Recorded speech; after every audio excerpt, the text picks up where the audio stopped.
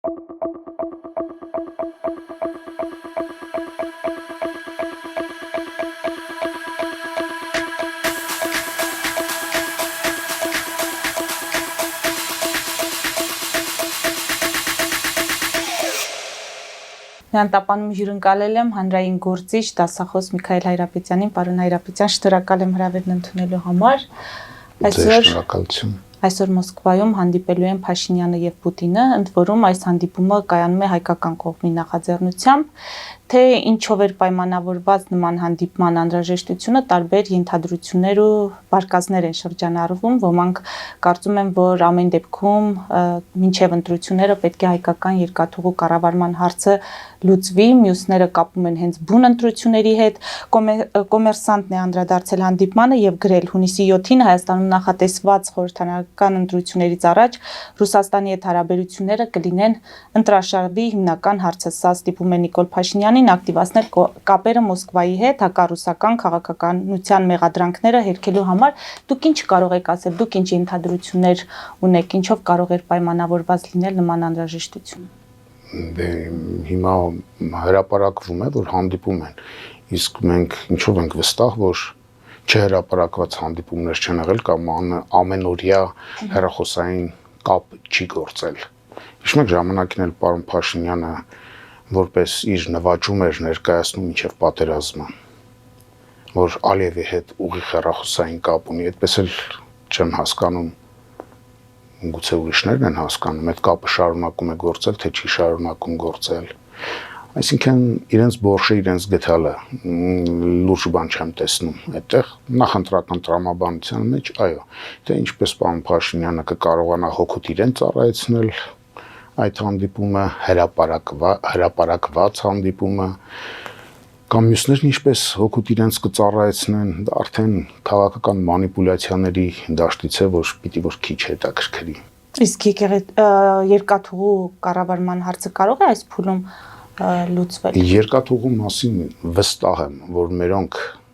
որևէ ավել բառ չեն արտաբերում, քան թույլատրված է Մոսկվայից։ Եթե անգամ դա Մոսկվայի դեմ է, իբրև թե ճակերտներում։ Այսինքն չսպասել, որ կարող է կառավարման հարցը փոխանցվել թեկուզ ղազախական կողմի, թե այդ տարբերակը բացառել։ Չէ, ամենևին իմ ասածից դա պետք չէ բխեցնել։ Իհարկե, Մոսկվայի հանձնարարությամբ կարող է լինել նաև այն, որ փոխանցվի մեկ ուրիշին։ Այստեղ պետք է հասկանալ Ռուսաստանի խնդիրը, իսկ Ռուսաստանի խնդիրն է, որ ինքը փայաբաժին ունենա։ Մեղրին շատ կարևոր ստրատեգիական հանգույց է։ 3 այդպիսի հանգույց կա Հարավային Կովկասում։ Մի ժամանակ երկուսը մերն էր, մեկն ադրբեջանցիներին է։ Հիմա երկուսն իրենցն է, մեկը մերը։ Շուշին, Մեղրին եւ Նախիջևանը։ Հիմա ամբողջությամբ գնում է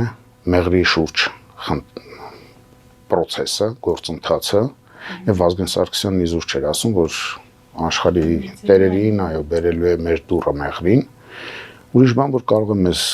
դռնից դուրս շպրտեն, եթե մենք դարձյալ ապաշնոր լինենք, ինչպես ապաշնոր գտնվեցինք Շուշիի պարագայում։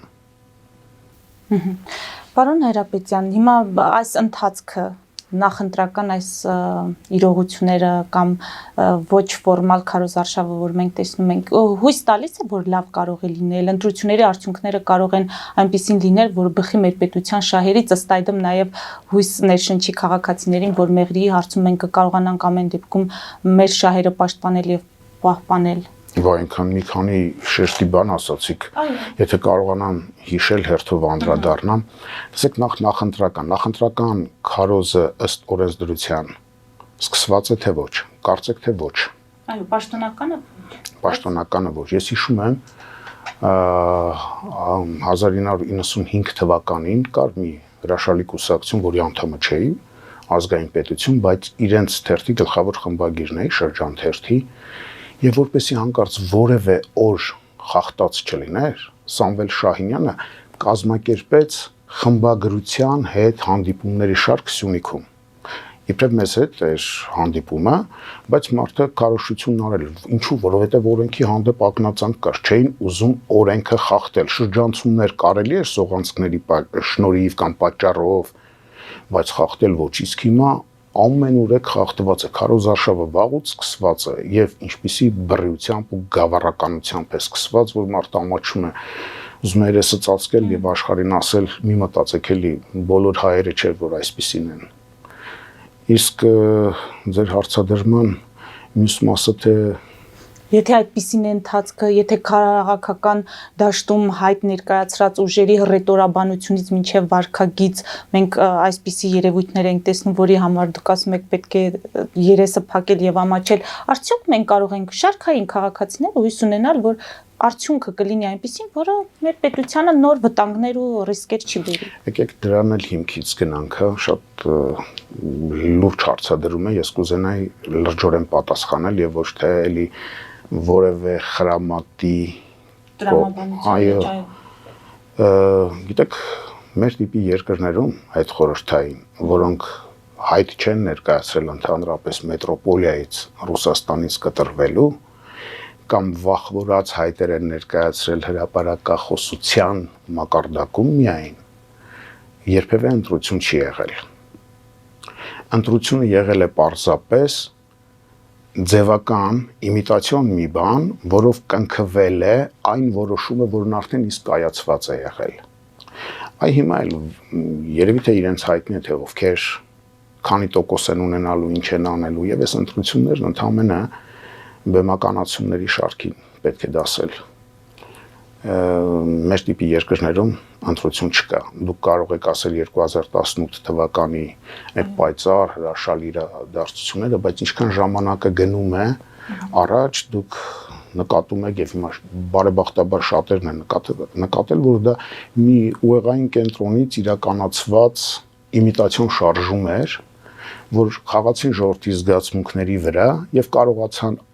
արձանագրել այն, ինչ արդեն իսկ որոշել էին եւ ժողովրդին ներշնչել, թե տեսեք, դուք ընտրություն արեցիք, ասում եք մերժիր Սերժին, մերժեցիք Սերժին, ասում եք քայլ արա, քայլ արեցիք, տեսեք, դուք կաք, այդ ոգևորության ֆոնի վրա մեզ հասցրեցին 2020 թվականի աղետին։ Այնպես որ ընտրություն ոչ մի անգամ չի եղել եւ քանի դեռ մենք ազատ իրավամբ ազատ երկիր չենք դարձել, ընտրությունների մասին խոսելը մի քիչ կոտրված ժպիտ կարող է առաջ բերել ընդամենը։ Անշուշտ քաղաքացին իր պարտքը պիտի կատարի, այդ քվեարկությանը գնա։ Բայց քանի որ մենք սովետական ենք դեռևս, Ստալինի այդ խոսքերն են, չէ՞, կարևոր չէ, դա ովքեր են ընտրում, կարևոր թե ովքեր են հաշվում ձայները։ Իսկ ձայները վաղուց հաշված վերջացված են վերել։ Այսինքն քաղաքական ուժերի միջև առանցքային դերակատարների միջև այս ընտրապայքարը, որը մենք տեսնում ենք, սա իմիտացիա է։ Իրենք շատ լավ գիտեն ով է լինելու իշխանություն, ով է լինելու ընդդիմություն, դերերը բաժանված են, իրենք էլ գիտեն։ Մի քանիսը գուցե։ Թե ամեն դեպքում ռիսկ կա, որ հանրությունը կարող է ձախողել իրենց պլանները այդ կենտրոնի, որը այստեղ ընտրությունն է նշանակում եւ ընտրության արդյունք։ Ռիսկը չկա ընդհանրապես, որ կարող է ձախողել, որովհետեւ մենք ամեհի ուժի դեմ ենք կանգնած, բայց որ դրանցից մի քանիսը կարող են տեղյակ լինել, մի քանիսը, իսկ այն մյուսներն ուղղակի դեկորներն են, ընդամենը, որոնք իրոք անկեղծորեն կռիվ են տալիս մեկը մյուսի դեմ։ Ինչպես որ դուք ունենաք երկու շուն, երկուսն էլ ձերն են, նույնիսկ ազգականներ են, քույր եւ եղբայր են, դուք կարող եք նրանց կռվացնել ոսկորը ճիշտ տեղ նետելով։ Այնպես որ դրանք զբաղված են գզվրտոցով, իսկ նրանք ովքեր ամեն ինչ գիտեն, փորձում են իրենց դերը լավ տանել, որպեսզի այդ պարգևահաբը դրսից տրվող եւ այդ դուրսը դժբախտաբար բացառապես Մոսկվան է, դրսից տրվող պարգևահաբը իրենց համար այն պարգևահաբը, որ շնիկների բերանը կրկեսում դնում են, հա, գործողությունն անելուց հետո իրենց փայը մի փոքր ավելին լինի, բայց չէ ուզենա այսքան տխուր ճշմարտություններ ասել, իսկ սուտ ասել էլ ինձ թույլ չեմ տա, չգիտեմ հիմա։ Բայց մեր իրադարձությունները, որոնց մենք ականատես ենք լինում եւ որոնցից մեկը ես ուզում եմ դրան անդրադառնալ, իրականության մեջ շատ տխուր է եւ դրանից խուսափել չեն կարող։ Խոսքը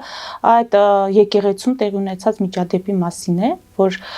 դպրոցականները փաստորեն փորձարեցին հարվածել վարչապետին, էլի գնահատականները տարբեր են, ոմանք ասում են Փաշինյանը ինչ ցանել է, դա էլ հնձում է, այսինքն սիրո հանդուրժողականության հեղափոխություն հայտարարելուց բացի Փաշինյանը իր գործունեությամբ իրականացրեց ճիշտ հակառակը, խորը պառակտվածություն եւ ճգնաժամ բերեց հանրության ներսում եւ սա չէր կարող անհետևանք մնալ։ Հիմա էլ երիտասարդներից մեկին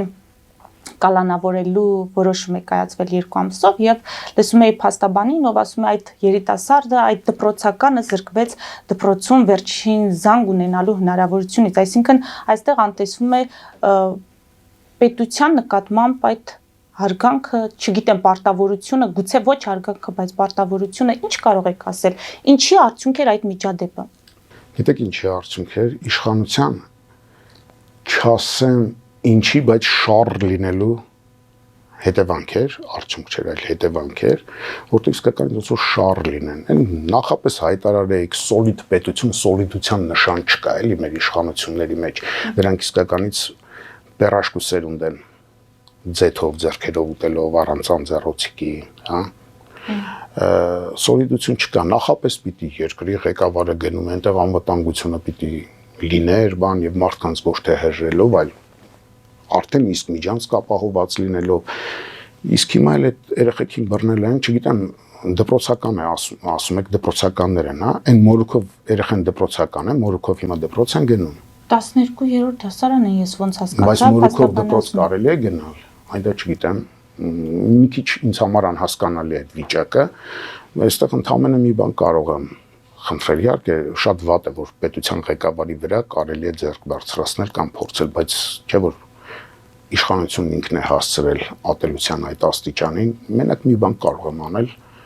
խնդրել ասել Նիկոլ ջան, մի արա, քեզ սոլիդ պահի, մեծ տղա ես արդեն, եւ պետություն հասկացի որտեղ ես ընկած դու, ձեռքդ ինչ է ընկել, չի կարելի երեխեքին բռնել,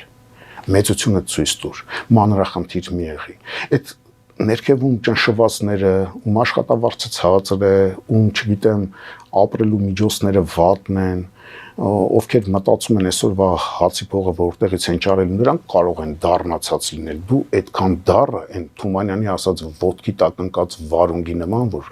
չասած վիճակում ոտքի տակ ընկել եւ դառնացել է, դառնացած ժողովուրդ այդ վերնագրով մի բան ունի, չքնաղ գործ է Թումանյանի այդ գործը։ Էջուկեսանոց բան է։ Խնդրեի, որ ձեր դիտողները կարդային։ Այդքան դառնացած չի կարելի լինել, ժողովուրդն իրավունք ունի դառնացած լինելու, ժողովրդի մի հատված վերագրիր դրան եւ ամոթ եմ, դա նույնիսկ մեծահոգության բան էլ չէ, այնտեղ Մակրոնի վրա ձեռք բարձրացրին, հիշում եք թե Սարկոզիի խփում էին բան են անում, բայց որևէ մեկը ոչ մի օր չնստեց բանտում, ոչ մի օր։ Դուք հասկանում եք, մենք ինչքան շրիշակային մակարդակի իշխանություն ունենք։ Նիկոլ ջան, հասկացիր, սա քո պատիվը չի, դա չգիտեմ ունես թե չունես, այլ մեր պետության պատիվն է, պետության ղեկավարն իրավունք չունի։ Ես հիշում եմ, 20-30 տարի առաջ Էրդողանը, որ դատի էր տվել ինչ-որ բանի, ասել էր 1 լիրա եմ դրա դիմաց պահանջում, իրեն վիրավորելու բանում, ուրիշ պատիժ չեմ պահանջում, ոնց կարելի է տանել այն եկեղեցում շառ անել, չի կարելի բորբոքել մարդկանց։ Ես ուրախ եմ, որ գնում եմ Պուտինի հետ հանդիպելու, այսինքն մի 2 օր գոնե Հայաստանում հանգիստ վիճակ կլինի։ Այս ինչ խառնակցություն է, հետո ինքն էր գրում է մեծ խառնակցություն վերնագրով մի հոդվածաշար էր գրել եւ Լևոն Տեր-Պետրոսյանի մյուսների ոսկորներն էր Լևանում, չի կարելի այդքան մանր լինել, մի քիչ սոլիդ, մի քիչ տղամարդ է պետք լինել եւ տղամարդությունն ամենևին թիկունքում թաքնվելով պետության ուժի ոչ թե իրենց ուժի թիկունքում թաքնվելով ժողովրդին հալածելը չէ։ Ոստիկաններին ասելով ձեռքերը բռնեք եւ գնալ վրան թքելով չէ, դա պետությանը վայել չէ, հասկանում եք։ Նժդեհն ասում էր մայրերի ափի մեջ է, ափերի մեջ է, չէ, ժողովուրդների ապագան։ Մենք տեսնում ենք այդ մայրերը ինչ նշաններ են ցույց տալիս պատշգամբներից, դրանց ափերի միջից ինչ ճապեր պիտի դուրս գան եւ այսօր կանգնեն մեր այս պետության գլխին, մեր այս երազանքի գլխին կանգնեն եւ շատ վատ է, ուղղակի մարդկայնորեն ամոթալի է։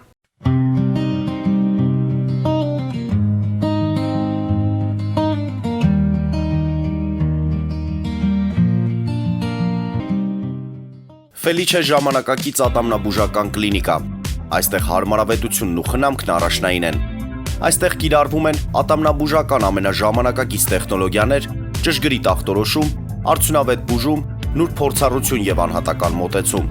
Սկսած սովորական մանրուքներից մինչև առաջադեմ ընթացակարգեր, այստեղ դուք գտնվում եք բարձր որակավորում ունեցող եւ փորձառու ատամնաբուժական մասնագետների ձեռքերում։ Մեր բարեկամական եւ հյուրընկալ անձնակազմն այստեղ է յուրաքանչյուր այցը հաճելի դարձնելու համար։ Ֆելիչե, ձեր առողջ եւ ամենաերջանիկ շպիտը սկսվում է այստեղից։ Եկեք եւ բացահայտեք նորարարության փորձագիտության եւ կարեկցանքի կատարյալ համադրությունը։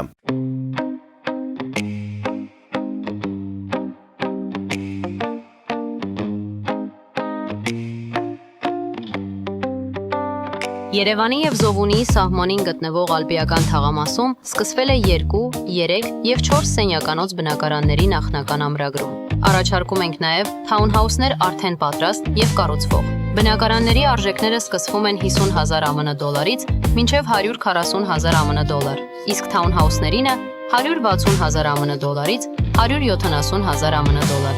Մանրամասների համար այցելեք մեր պաշտոնական կայք alpiakan.am կամ զանգահարեք +374 44 201 066։ Ամրագրում կարող եք կատարել մինչև ապրիլի 30-ը։ Ալպիական թաղամաս, ձեր նոր տունը հայրենիքում։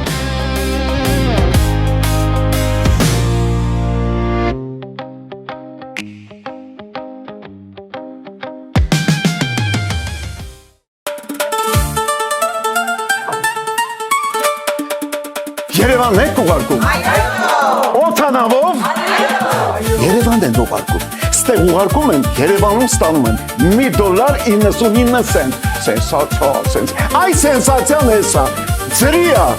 Իսկ ավտոմեքենաները կարող եք ուղարկել անհավատալի ցածր արժեքներով։ Նավով վճարում եք 1 արկղի համար, 2 արկղել անվճար։ Ասեք, Աշոտ դա ուղարկել։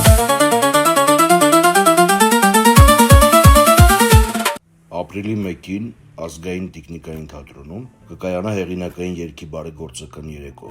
Այս անգամ երգանները հավաքվել են ի աջակցություն Հուսո տուն բարեգործական կենտրոն հիմնադրամի։ Համերգի ընթացքում դուք կարող եք ունկնդրել Ռուբեն Հախվերդյանի, Երևանի ոսկյաշուն, Էդուարդ Զորիկյանի, Մուրացկանին, ֆանականին, ճգնավորին միանձնոհուն Արմինե Հայրապետյանի,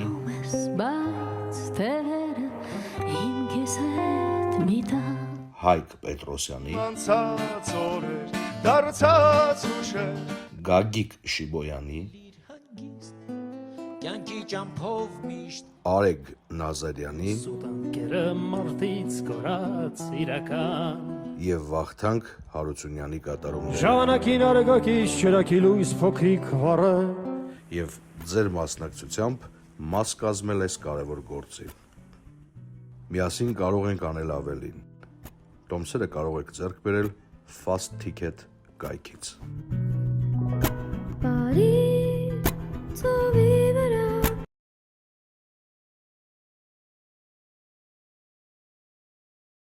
Jackpot հագուստի խանութը երկրորդ մասնաճյուղն է բացել Գլենդելի սրտում, որտեղ կարող եք ձեռք բերել եվրոպական եւ ամերիկյան ընտիր հագուստեղեն, կոշկեղեն, աքսեսուարներ, պայուսակներ ամենահարմար արժեքներով։ Նաեւ կարող եք ցանկացած ապրանք պատվիրել եւ ձեռք բերել կարճ ժամանակում։ Jackpot-ի Գլենդելի հասցեն է 1135 North Pacific Avenue, հեռախոս 818 813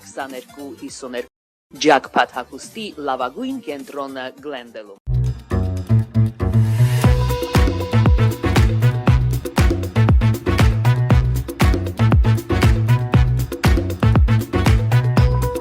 Արարատ ռեստորան, ընտանեկան եւ ընկերական ժամանցի լավագույն հասցե, սիրված արտիստներ, հյուրընկալ մթնոլորտ, հարուստ ճաշացան, անմահական խորտիկներ, Արարատ ռեստորան, հասցեն անփոփոխ, սիրով սպասում ենք ձեզ։ Լավագույն պաղպաղակ, բնական, համեղ եւ մատչելի գներով պաղպաղակը կարող եք ձեռք բերել բոլոր հայկական խանութներում։ Պահանջեք հայկական պաղպաղակ, Թամարա պաղպաղակ։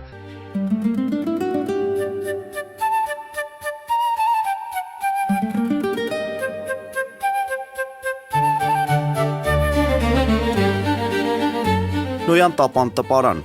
Նոյան տապան հրատարակչություն, շարվածքից մինչև տպագրում։ Զանգահարեք, գրեք, այցելեք։ Միասին պատրաստենք ձեր գիրքը, ամսագիրը կամ թերթը, որտեղ նշվելու է, տպագրված է Նոյան տապանում։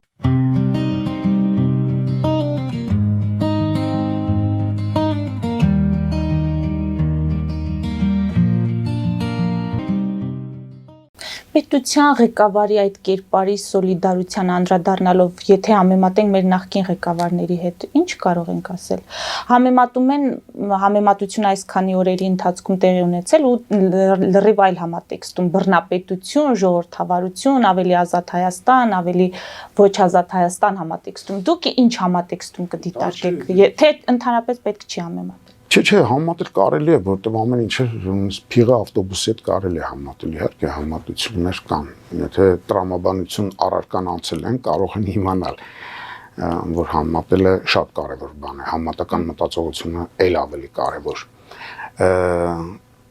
Ես հիշում եմ, որ պարոն Քոչարյանը, երբ որ տուրնիկից վար չէր իջնում, անընդհատ նկարները դա են իր իշխանավարման ժամանակ, բասկետբոլ էր խաղում, իսկ հետո տարավ մեր օպերա եւ բալետի ակադեմիական թատրոնում ծանրամարտի մրցումներ անցկացրեց։ Ես գլուխս բռնել եմ, ասում եմ, վայ, ես ուդի չանք, սրանից ներքև այլևս հնարավոր չէ։ Սա ճիշտ նույնն է, ինչ որ այդ եգիպտացորեն ուտելը կամ դարաշկի ուտելը, հասկանում եք, այստեղ որակական ռուսերեն բառն ասեմ, թե հայերեն հարգի խնդիր է, այսինքն պրոբի, հա, ոսկին էլ չէ, պրոբ ունի, հարկ ունի։ Այս հարգը շատ է ցածր։ Եթե մի 2 գրամ ազնիվ մետաղ կա, ոսկի կա, դա էլ իրենց շնորհքը չէ, որ կա։ Դա պետության շնորհքն է։ Իրենք չէ, որ կառուցել են այդ պետությունը։ Պետություն չեղած ժամանակ պետությունը կառուցել են Վահան Տերյանը, Չարենցը, մյուսները իրենց ուսերը դեմ են տվել, որի վրա կանգնած մենք ունենք այսօր պետությունը, այսինքն հարգը նրանց հարգն էր բարձր, ոսկու հարգը, այստեղ ամբողջությամբ ժեշտ է պարզապես, եւ Քոչարյանի պարագայում, եւ հետագայում Սարգսյանի, եւ հիմա Փաշինյանի պարագայում, այստեղ կարգաբանական աստիճանի խնդիր կա, իրենց կարգաբանական աստիճանը դժբախտաբար այն օծի նման փաթաթել են մեր պետության վզին եւ մեզ պատահական չէ էլի որ մեր շրջապատում ընդ որում ոչ իմիկվանից 20-րդ դարի սկզբից 10-րդ դարի վերջից տեսեք մեր հարևանները չեչեններ, թաթարներ, վրացիներ, պարսիկներ, թուրքեր մեր մասին ինչ կարծիքի են մենք գիտենք որ մեր մասին պիտի կարծիքի լինեն բարձր Վիկտոր Համբարձումյան, Կոմիտաս, բան, այսպիսի անուններ կարող ենք տալ, բայց չէ, իրենք ուրիշ կարծիք են, ինչ պատճառով, պատճառը մեկն է, այ որովհետև պետության գլխին կամ հանրության գլխին, երբ պետություն էլ չենք ունեցել, կանգնած են եղել այսպիսի ստոր կարգաբանական աստիճան ունեցողները։ Հիշում եմ Շիրվանզադեի մի գործում այսպիսի բան, չէ, ներողություն Լեոյի մոտ էր, որ ասում է, երբ որ եկավ Որոնցով Դաշկովը փոխարկա, հա, Գոլիցինին մերոնք ռադարեցին, շնորհակալություն եւ երախտագիտություն դրա համար դաշնակցությանը, որ այնքան վաղցրեցին այդ հայակերին հանեց ցարը, բերեց Որոնցով Դաշկովին, նա ընդունելություն կազմակերպեց 3 այդ գլխավոր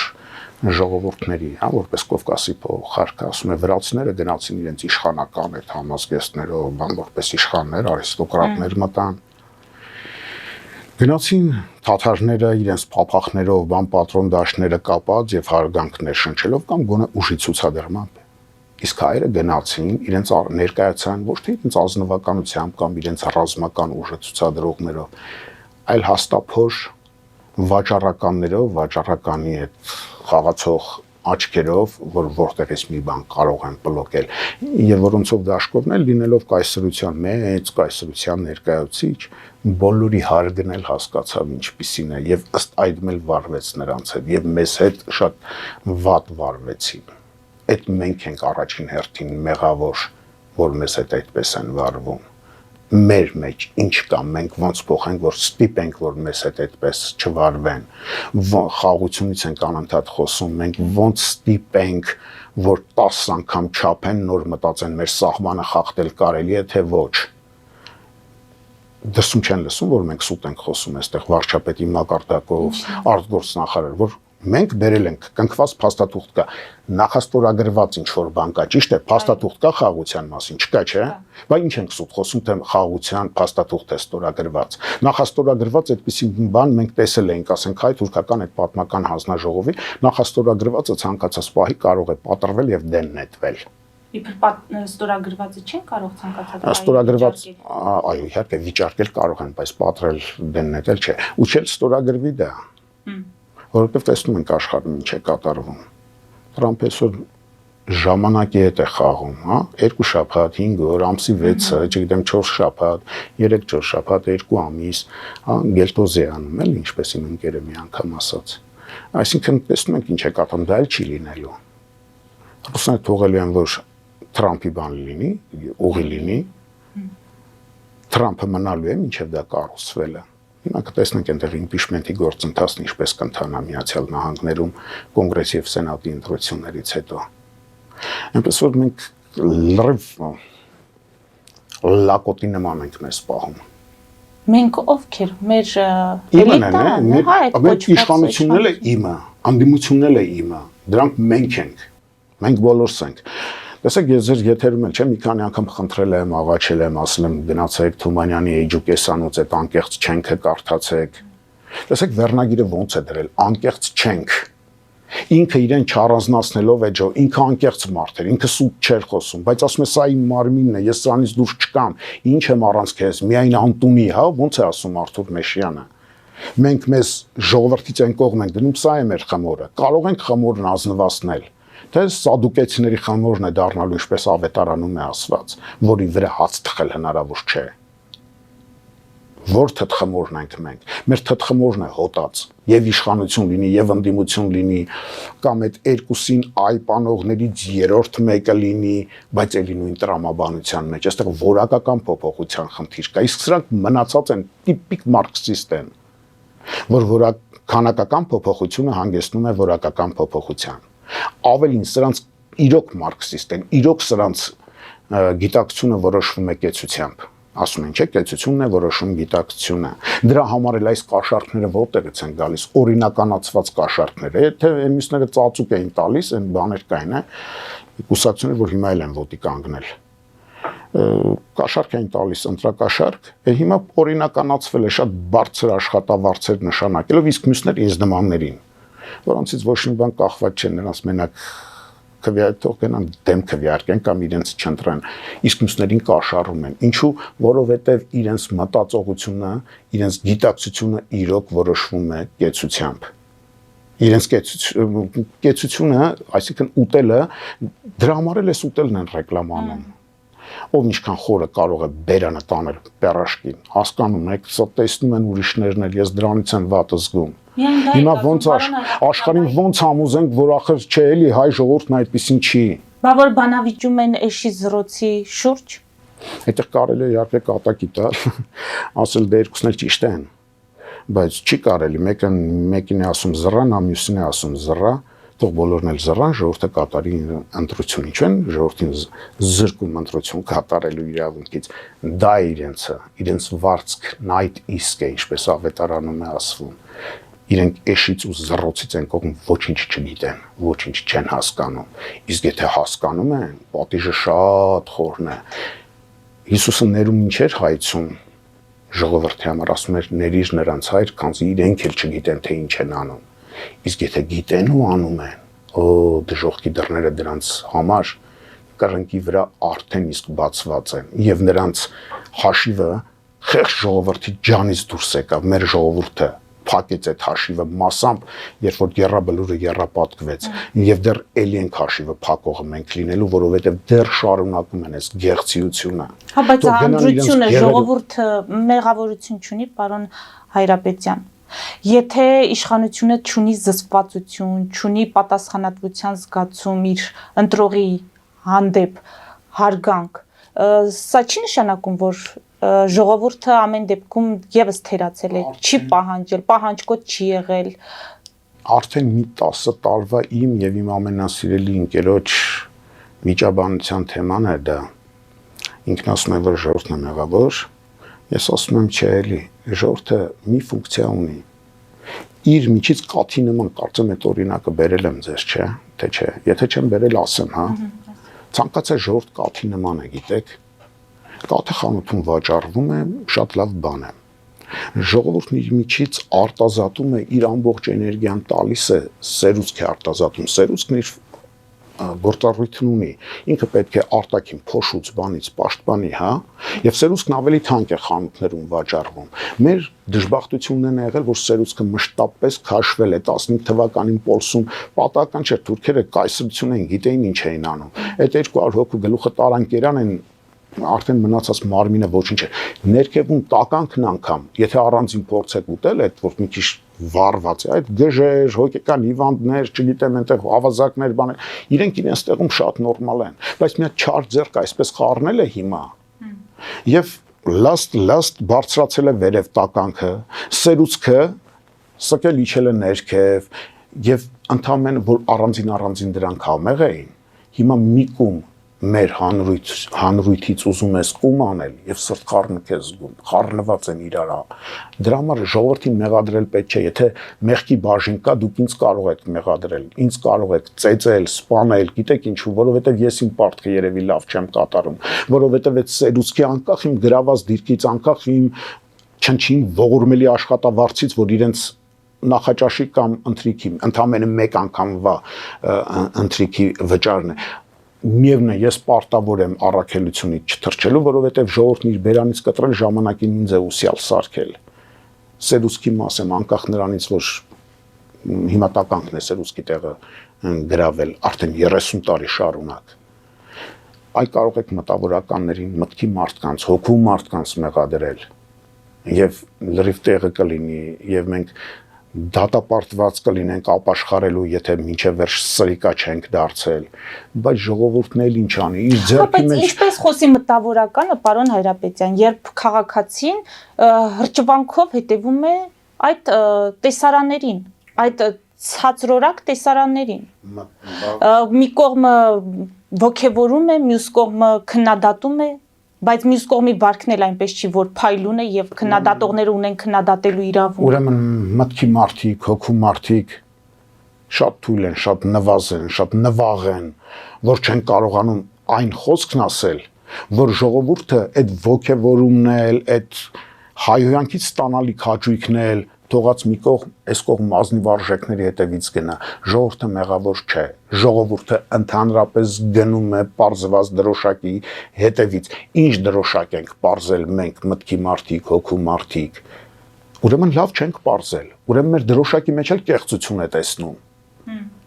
ուրեմն շատ են հավաքել այդ յուղայնությունը, այսպես ժողովրդի մեջ էլ յուղայնություն չի մնացել, որ սերուց կարտազատի, էլ ինչ անի, 20 թվականին պատերազմ եղավ, այդ զինկոմիսարիատների դռները ջարդում էին երիտասարդները, որ գնային կռվելու։ Էլ ինչ անի ժողովուրդը, երբ շեփորը հնչեցվում է մարտի, մեր ժողովուրդը կանգնած է։ Դրանից ավելին ինչ անի, ցույց տվեք մի հատ գեներալի, որի լակոտներն այնտեղ էին։ Ստամոքսով դատող գեներալների ուզում եք հարյուրներով ասեմ հենց հիմա։ Նույնիսկ չգիտեմ այդ գլխավոր շտաբի պետ, բան, որ ասում է կսովածանանք իջնեն։ Հայրենիքը սովածանալու կշտության չափով են չափում։ Այդ Մարկեսի ասածն է կովեր արած է կյանքը կարճ է, հա, որովհետև միայն արածելու մասին են մտածում, աշխարհը դիտում են իրենց այդ նեղ արածելու սահմաններում են, որ կալերում եզներ են կապած եղել, երկու կողքից սենց փայտեր էին դնում, որպեսի կողքերը չնային ուտելիքը չտեսնեին, որպեսի անընդհատ պատտվեին, այ իրենք մենակ էդ են։ Այս սա է, որովհետև այդ գեներալի տեղում պիտի լիներ, ասենք, լուսահոգի Դալի Բալթայանը, որ այդպիսին չէր։ Այդ գեներալների այսօրվա այս ուսադիրավոր Նիկոլը հենց չեկավ բռերով գեներալի կոչում տվեց, չէ, հետո էլ այդ գեներալներին տարավ բանտերը լցրեց։ Մի մասին լցրեց, իսկ մյուս մասը, որոնք չգիտեմ, կոչմամբ գեներալ չէին, թրի տակով անցան ու ստորի նման շարունակում են ծառայել։ Ես Նիկոլին չեմ մեղադրում։ Մի հատ ֆրանսիական փառահեղ ֆիլմ կա, հիացած եմ այդ ֆիլմով, Պիեր Ռիշարն է խաղում, կոչվում է Խաղալիք, հա, ռուսեն են տեսել, Իգրուշկա, որտեղ տնօրենը, որ վատ համբավ ուներ, տեղակալին ասում է, հանիր շորերը, ներկացիր։ Սա անում, ասում է, շալվարտը լիչեցրու, Ասում եմ հիմա հրեշը ես եմ, թե դու ես։ Այդ ավտոբուսի տեսարանները տեսնելուց հետո որ